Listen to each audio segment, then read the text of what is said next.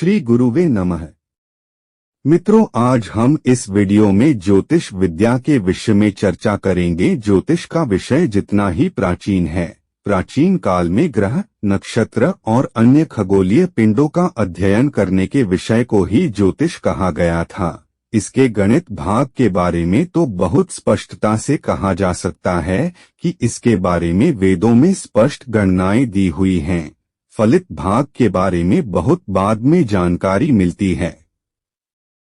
भारतीय आचार्यों द्वारा रचित ज्योतिष की पांडुलिपियों की संख्या 1 लाख से भी अधिक है। ज्योतिष के प्रसिद्ध ग्रंथों में फलित ज्योतिष की बातें हैं, पर इन पर भी परिभाषित दोष है। जिस ज्योतिष में फल कथन का किया जाता है और फल कथन का अर्थ जानना आवश्यक है, इसके बिना इसे परिभाषा को समझना बहुत ही मुश्किल है। इसी प्रकार का कथन ज्योतिषी के विद्वान भी किया करते हैं, पर उनके इस कथन से नहीं ज्योतिष विद्या पर कोई प्रकाश पड़ता और न ही कथा फल कथन के औचित्य पर। जिस तरह अध्यात्म में शास्त्रीय कथनों से लोगों को कहकर हर धर्माचार्य स्वयं को स्थापित किए हुए हैं। ज्योतिष का अर्थ है सूर्य को प्रकाशित करने वाली विद्या। कुछ लोग इसे सूर्य की तरह प्रकाशित विद्या के अर्थ में भी लेते हैं, पर विद्या सभी प्रकाशित होती है, इसलिए अर्थ को ठीक से समझने की जरूरत है। ज्योतिष का अर्थ है प्रकाशित विद्या या ज्योतिर्मय विद्या भी लिया जाता है। प्राचीन शास्त्रों का गहन अध्ययन करने से इसके वास्तविक अर्थ जीवात्मा है। ज्योति स्वरूप जीवात्मा पर समय काल के प्रभाव का अध्ययन करने वाली विद्या ही ज्योति विद्या है। ज्योतिष का अर्थ सूर्य भी है, इसलिए सूर्य आदि विद्याओं का विज्ञान भी कहा जाता है। भारतीय प्राचीन विद्या में सूर्य का अर्थ जीवात्मा ही है। इसे शासक, राजा जी, भोक्ता, कर्ता के रूप में ज्योतिष में भी देखा गया है। किसी संरचना के अपने क्षेत्र का शासक जीव आत्मा ही होता है। इसी अर्थ में सौर्य मंडल रूपी इकाई के केंद्र में स्थित जीव आत्मा को भी सूर्य का नाम दिया गया है। विज्ञान की भाषा में सूर्य नाभिक का पर्याय है। यह हर संरचना में है और जहाँ भी है उस संरचना का स्वामी, क्रिया कराने वाला, उस संरचना के द्वारा भोग कराने वाला, कर्ता यानी अपनी प्रवृत्तियों की इच्छा से कर्म कराने वाला, तेजस, अंधकार और ऐश्वर्य संयुक्त अतृप्त भोग में तत्पर। इसी कारण अघोर पंथ में इसे काकनी कहा गया है। अगर आप वेदों में व्यक्त सूर्य इंद्र की स्तुति पढ़ने से यह स्पष्ट ज्ञात होता है कि सूर्य को केवल सौरमंडल के सूर्य में के रूप में नहीं देखा गया है, वहां इसे इंद्र के रूप में भी व्यक्त किया गया है और जीव आत्मा के रूप में भी ज्योतिष ने इसे जीव आत्मा ही माना है। और इस विद्या में यह अर्थ अधिक स्पष्ट है। फलित ज्योतिष का अर्थ है वह विद्या जिसे जीव आत्मा के अनवरत जीवन पर कौल प्रभाव की गणना की जा सके और उसके भूत, भविष्य एवं वर्तमान को अव्यक्त दशक को ज्ञात किया जा सके। इसी को फल गणना कहते हैं और यही फलित ज्योतिष है। आधुनिक पढ़े लिखे और विद्वान लोगों में यह भ्रम फैला हुआ है कि फलित ज्योतिष आधारहीन विद्या है और इसका कोई वैज्ञानिक स्वरूप नहीं है, अपितु यह एक अंधी आस्था है जिसका सहारा लेकर कुछ चालाक लोग लोगों को बेवकूफ बनाते हैं।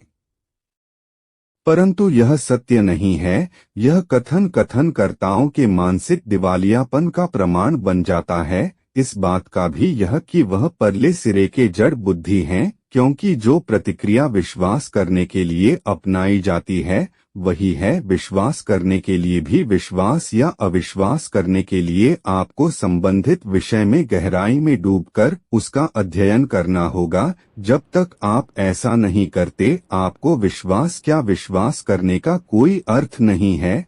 पर दुर्भाग्य से इस विद्या के सारे आलोचकों ने इस विद्या को प्रारंभिक जानकारी भी प्राप्त नहीं होती है। माता पिता जब संभोगरत होते हैं, आधुनिक विज्ञान के अनुसार शुक्राणु एवं डिंब का मेल होता है, तब संतान उत्पन्न होती है।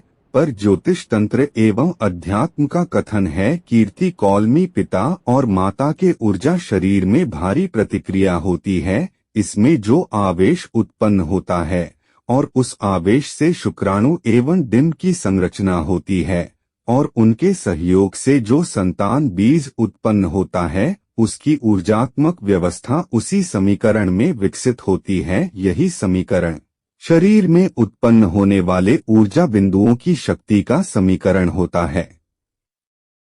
इन्हीं ऊर्जा बिंदुओं के समांतर सौर मंडल के ग्रहों की ऊर्जा प्रकृति है। यही कारण है नक्षत्रों में घूम रहे ग्रहों का प्रभाव इन बिंदुओं पर इनकी स्थिति के अनुसार पड़ता है। प्रश्न यह उठता है कि मनुष्य के ऊर्जा बिंदुओं में और सौर मंडल के ग्रहों में एक ही प्रकार की ऊर्जा समानता का वैज्ञानिक आधार क्या है? ऐसा कैसे हो सकता है? दूसरा प्रश्न यह है कि ग्रह तो 7 हैं और ऊर्जा बिंदु नो राहु और केतु नाम के कोई ग्रह है ही नहीं, फिर यह माजरा क्या है? तीसरा प्रश्न यह उत्पन्न होता है कि यदि मान लिया जभी जाए कि ऊपर युक्त कथन सत्य है तो भी का क्या आधार है कि यह प्रभाव हमारे जीवन की घटनाओं को प्रभावित करता है?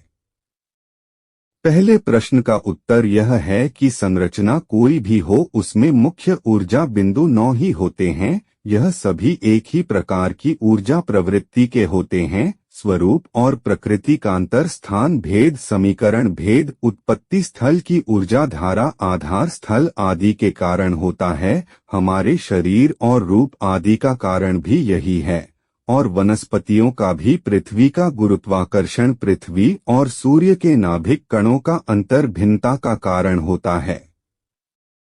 हमारे समीकरण में 9 वर्ग हैं तो वातावरण के 9 वर्गों का प्रभाव हम पर भिन्न भिन्न ही पड़ेगा। दूसरा प्रश्न ग्रहों की संख्या का है। 7 ग्रह का नाम हम जानते हैं। 8वां ग्रह पृथ्वी है जिसे हम स्थायी मान लेते हैं और इसके अंतर को अक्षांश से गणित करते हैं। 9वां ग्रह पृथ्वी का मूल है राहु और केतु धन एवं ऋण ध्रुव है।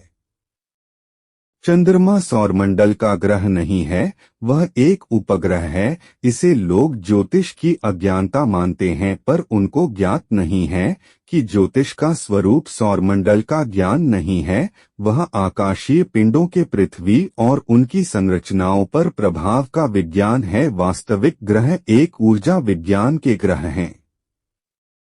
उनकी समानता में जो जो आकाशीय पिंड आए हैं उनका नाम और गुण वही माना गया है।